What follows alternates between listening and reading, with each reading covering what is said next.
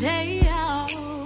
It's the same road we're walking down. Same job, same town. Cause we've been told that's the way our world goes round. Walking on the grounds we've always known. Stepping on the footprints in the snow. But when it melts, the other ways will show. We're gonna make the footsteps on our own. That life can wait just for a while. Et bienvenue sur cette petite vidéo. Je voulais vous présenter ce petit jeu que j'ai acquis il y a quelques jours. En fonction de quand vous allez regarder la vidéo, bah, ça fera quelques semaines ou quelques mois. Bref. Donc il est sur le modèle, vous savez, je vous ai déjà présenté un jeu comme ça là sur les animaux de pouvoir. Donc c'est les éditions, je ne sais pas quoi d'ailleurs, les éditions Contredire qui font ces formats là. Donc c'est plusieurs créateurs, auteurs différents, mais c'est un format unique de jeu. Que je trouve super sympa et j'ai vraiment craqué sur ce petit jeu de Eve Corrigan, donc ou Corrigan, je ne sais pas comment on dit, je pense que c'est Corrigan, qui a créé d'autres jeux. Elle a fait aussi un jeu plus basé sur je ne sais plus, bref, victorien ou quelque chose comme ça.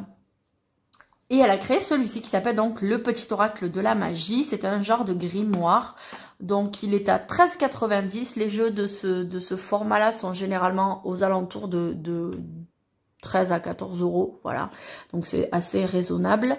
Les boîtes sont très mignonnes. Et dedans, en fait, vous allez retrouver des petites cartounettes comme ça. Hop!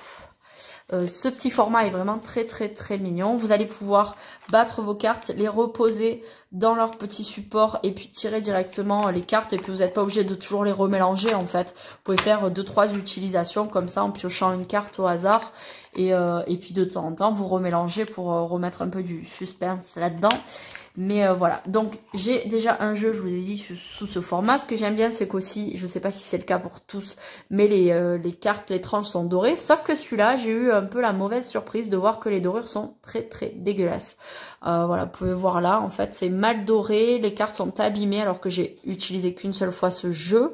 J'ai pas été violente avec, je vous assure, je n'ai pas fait de mal. Mais voilà, les dorures sont dégueulasses. Ça arrive, mais pas terrible. Alors que l'autre jeu que j'ai avec les animaux de pouvoir, les cartes sont très bien dorées. C'est pas le même genre de dorure. Je crois que les autres, elles sont brillantes et celles-ci sont mates. Mais voilà, bon bref, c'est pas ça qui est très important. Et vous avez un petit cahier avec ce que je n'ai pas avec les animaux de pouvoir. Donc voilà, c'est pour ça, ça dépend vraiment de ce que l'auteur veut faire passer. Je vais y arriver. Et il est très utile parce qu'en fait, c'est un jeu qui est un petit peu... extraordinaire si on peut dire ça ainsi. Je suis désolée, j'ai la lumière, je vais essayer de... c'est le soleil qui fait ça, ça fait très blanc.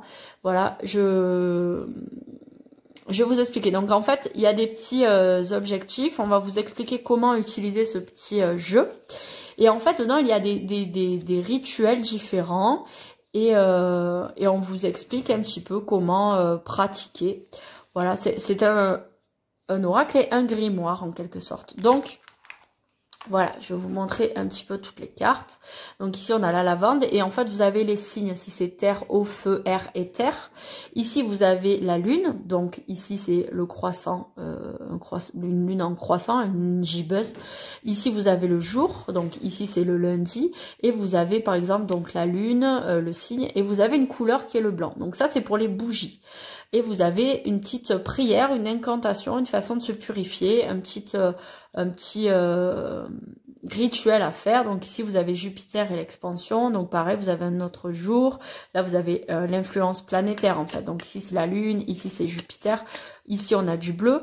Et sur certaines cartes par exemple vous allez avoir deux couleurs, vous allez pouvoir utiliser du coup soit une bougie noire ici, soit une bougie violette, c'est au choix.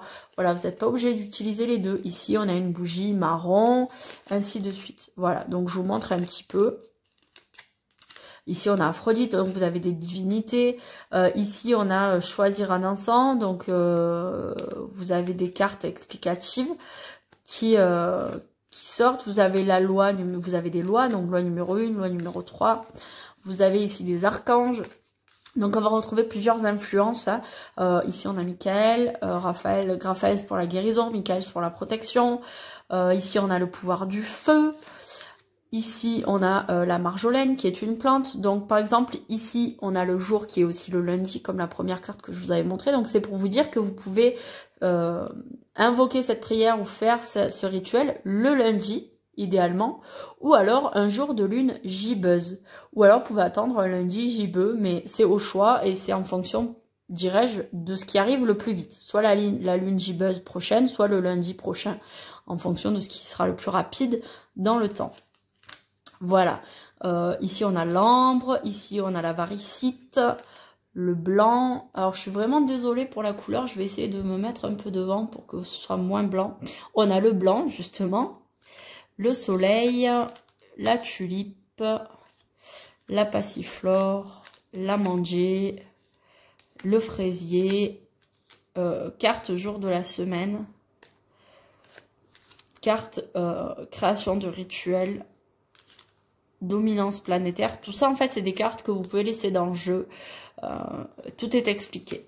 Argent, clairvoyance, or, reconnaissance, jaune, optimisme, orange, vivacité, vert, croissance, coriandre.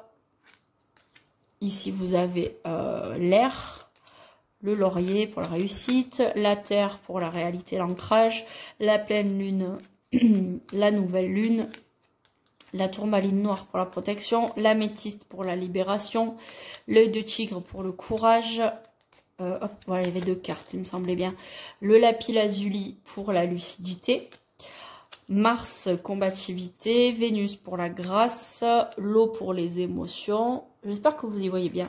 Rose, beauté. Turquoise, sérénité. Saphir, chance. Calcédoine bleu pour la concentration. Le violet pour la spiritualité, le noir pour l'épuration, la rose pour le côté affectif, le bleu pour la paix, le rouge pour la passion, la lune croissante, Mercure pour la générosité, le jaspe rouge pour la détermination, le quartz rose pour le pardon, le thym pour la joie de vivre, la lune pour l'intuition, le blé pour l'abondance et enfin on a la loi numéro 2 pour connais-toi. Voilà, donc vous voyez en fait ça, on va avoir plusieurs aspects, on va avoir des pierres, on va avoir des divinités, on va avoir des archanges, des couleurs, des émotions, etc., des influences, des affluences à travailler. Vous pouvez tirer une carte par jour, une carte par semaine, c'est comme ça vous parle, mais je trouve vraiment ce petit jeu très très sympa et ça n'a rien à voir avec un oracle en tant que tel, mais c'est plutôt un mini grimoire avec des petits rituels que vous allez pouvoir tirer au hasard. Vous allez pouvoir associer plusieurs cartes. Voilà, je trouve ça plutôt super sympa. J'adore vraiment vraiment ce petit grimoire sous forme de cartes ou ces petites cartes sous grimoire. Voilà, bref. On appelle ça comme on veut. Voilà, j'espère que ça vous a plu. On recommence. J'espère que cela vous aura plu. Si vous avez déjà ce jeu et que vous le pratiquez, dites-moi comment vous le pratiquez. Vous savez, j'aime bien quand on partage sa façon de faire. Ça peut donner des idées à certaines personnes. Peut-être que vous les associez avec d'autres cartes. Voilà, dites-moi tout. Ça me ferait très plaisir de vous lire. Je vous fais de gros bisous et je vous dis à bientôt pour une nouvelle vidéo.